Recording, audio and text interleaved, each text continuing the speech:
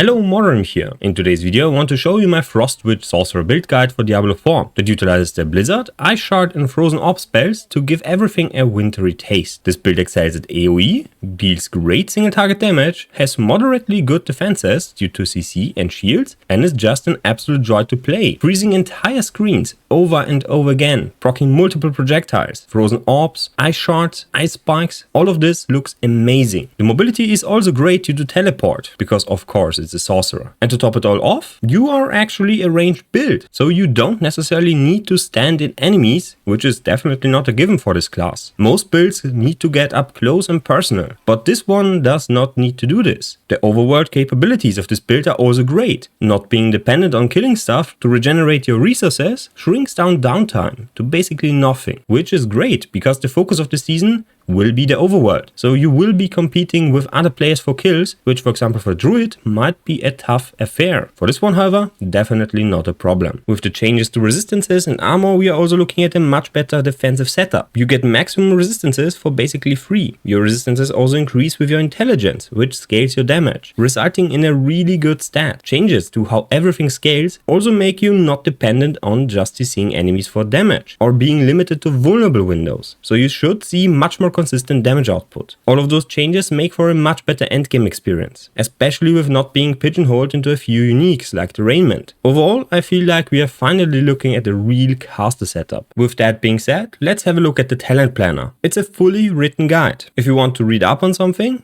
do it. It's here for your enjoyment. Otherwise, if you have any questions or remarks, please comment down below or in my Discord. I will try to answer every question. The link for this build guide is down below in the comments and in the description box. You'll find it on the Mobility site, and let's dive into it. First, a quick explanation. Down below, see how it works. The leveling, defenses explained. I will not go into detail like here, but if you want to read up on how resistances work, see here. The same is true for damage. Here is the damage calculation down below and how to transition into endgame, as well as leveling tips down below. So I'll try to keep this on brief because most of you will have the experience with this one already. First, let's have a look at the skill tree. We're going to start with 2 points into Frostbolt to get access to our Ice Shard. We then pick up Enhanced Ice Shard and put 3 points into Ice Shard. On the right side, you will have a step-by-step leveling progression for what to pick at what level. Your primary source of damage is going to be the Ice Shard spell early on, and you will switch to Blizzard around level 30. So next, let's pick up the teleport spell. Max this one to get the teleport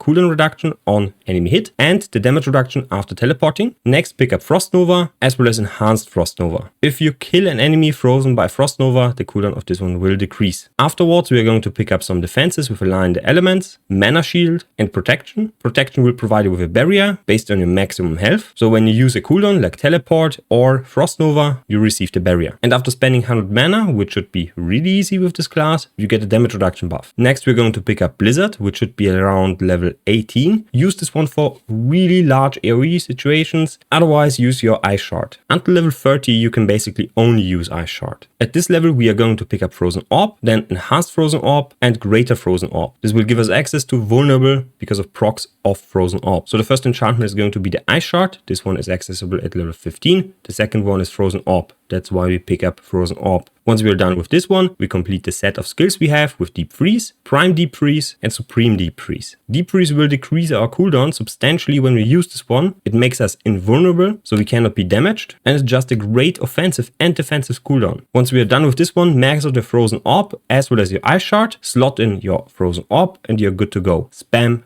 Blizzard after this one. For single target damage you can still use Ice Shard. This will outperform the Blizzard setup. However, later on this will change. Next, 1 point in Permafrost.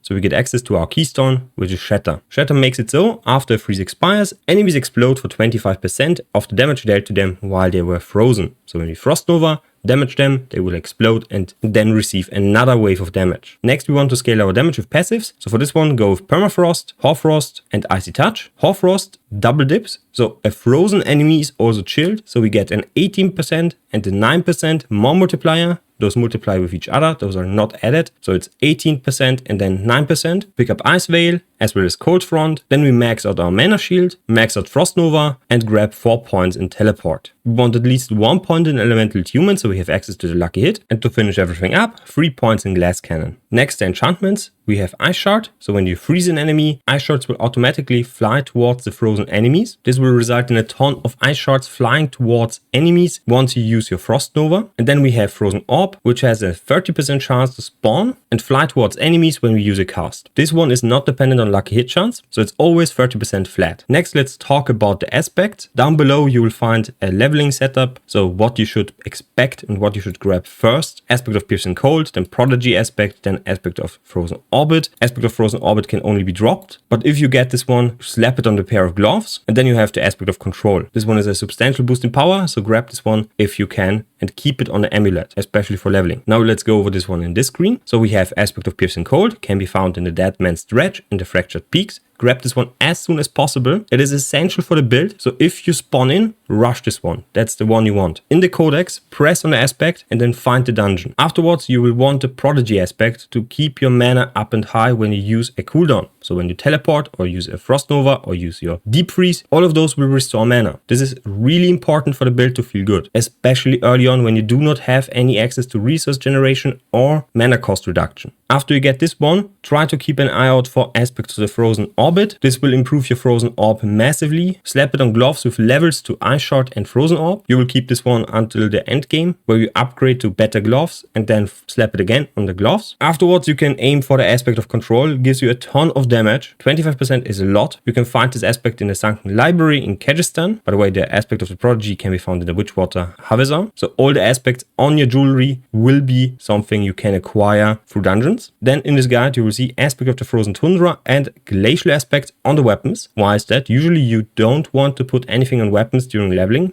However, those aspects have a flat value, so it's X cold and X cold. So both of those aspects are only drops, and if they drop on a low item power base, you will have a low item power aspect. This aspect is useless in the end game, so slap it on your weapons because it's only relevant for a short amount of time. The next aspect for defensive purposes is the aspect of Disobedience. This one can be found in the Halls of the Damned in Kyrgyzstan. Gives you increased armor. We have a lot of hits, so we are stacking this one up very efficiently. Physical damage reduction is a problem for this class, for the Sorcerer, so having something to boost that is really important. Grab this one. However, do not slap it on until around level 45, when you acquire pants that are going to stick with you for a bit longer. During the first 35 levels, you're basically just rushing through the content and you will basically get no value out of this one. The other ones, very essential, so keep those on your gear. Then if you find something like the Ever-Living aspect and the Snow Guards aspect, both of which cannot be acquired in dungeons, keep them for later. They will improve your defenses massively, up to 25% less damage taken while in your own blizzard or for 3 seconds afterwards, and less damage taken from crowd-controlled enemies or vulnerable enemies. We apply those two very efficiently, so you basically always have like 50% less damage taken. This can be further combined with Exploiter's aspect, which increases the crowd control duration. Do not think crowd control duration is not something that's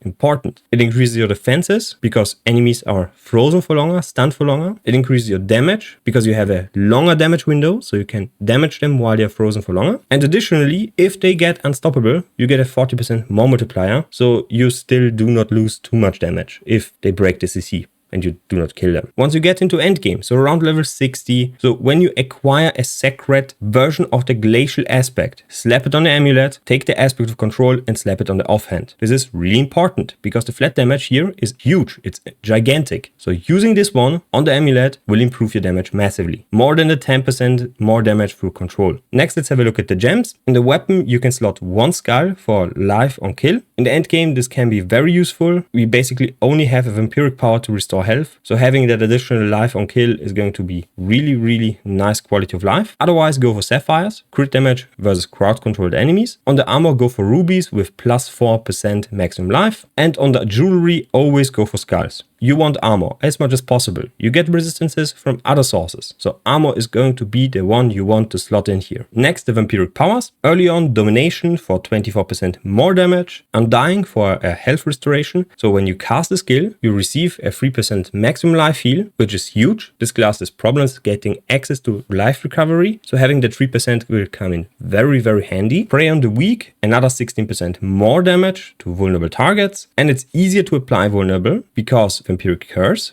will apply it additionally to the bonus you get. And we can do this with Metamorphosis. So when we evade, we are unstoppable for 4 seconds, and enemies that we dash through will receive the Vampiric Curse and be damaged with physical damage. And lastly, we have Call Familiar. So whenever we cast a Blizzard, a bat will also damage enemies. Deals quite a lot of damage. 80% physical damage is quite amazing, with a 30% chance to stun. So those Vampiric Powers will boost your damage substantially. Next, let's have a look at the stats. On the helmet, go for cooldown reduction, then maximum life, maximum mana, and total armor. On your chest, damage reduction, flat, so unconditionally, maximum life, total armor, damage reduction from close. On your gloves, Ice Shard, then Frozen Orb levels, critical strike chance, and attack speed. For the pants, damage reduction, maximum life, total armor, damage reduction from distant. So you want 1 damage reduction from distant here and 1 from close here. On the boots, movement speed, ranks to teleport, ranks to Frost Nova, and then intelligence. On the amulet, movement speed, mana cost reduction, really important, those two are much more valuable than the ranks to Hawfrost passive. Then, as a third, the ranks to Hawfrost passive, and afterwards ranks to all defensive skills. On both rings, crit chance, then resource generation, which will increase your mana regeneration substantially. That's 18.5% 2 times, because we have it on both rings. This combined with the mana cost reduction will make it basically impossible that you go home. It's really, really good. Then afterwards, maximum life and cold damage on both rings. For the weapon, go for intelligence first, then damage to chilled enemies. Core skill damage is a trap here. Your ice spike spawned by the blizzard and the damage of blizzard, as well as basically every other proc, is not scaling with core skill damage. So damage to chill is the best option here. Then crit damage, because we are still going to crit, so we are going to affect our damage with crit damage, even if this one is now an additive bonus. Then all stats, of course, because all of those are useful. And for the offhand, crit strike chance, mana cost reduction, cooldown reduction, and then intelligence. Very simple. Now some more comment, how do we scale our damage? Because we don't actually have that many more multipliers on our gear. The Paragon board saw some additions, and those additions are quite amazing. For example, the Frigid Fate legendary node will take into account our cold damage and create a more multiplier based on cold damage. So all cold damage modifiers and all non-physical damage modifiers add to this one, and we get a 30% more damage multiplier because of that. Multiple other things got changed, all of which will increase our damage substantially. As for the changes to resistances, as well as scaling your damage, read up on this one if you want. A TLDR for the resistances, armor is only physical damage mitigation, resistances are only elemental damage mitigation, those are capped at 70. You can increase this cap to 85%, which is really easy with this class. So naturally, just from existing, you have 80% cold resistance maximum cap with this class. Your intelligence will also scale your resistances. So the more intelligence you have, the more resistances you have. So you basically never need to look out for this one on gear. If you, however, need some, slot it in your jewelry. Damage reduction, total armor, and maximum HP are much more valuable than resistances for this class. And you get health recovery, but I already explained what this one entails through their Vampiric Powers and Skull Gems if you want life on kill. Vulnerable damage and crit damage are now increased damage modifiers, so they are added to one bucket with, for example, cold damage or damage to chilled. Crit strikes now always multiply your damage by 50 and vulnerable by 20. So those are now separate modifiers. Not as strong as before, and this will result in just a much more consistent damage output for this class. And transitioning into endgame, like I already said, Glacial Aspect on the amulet slot,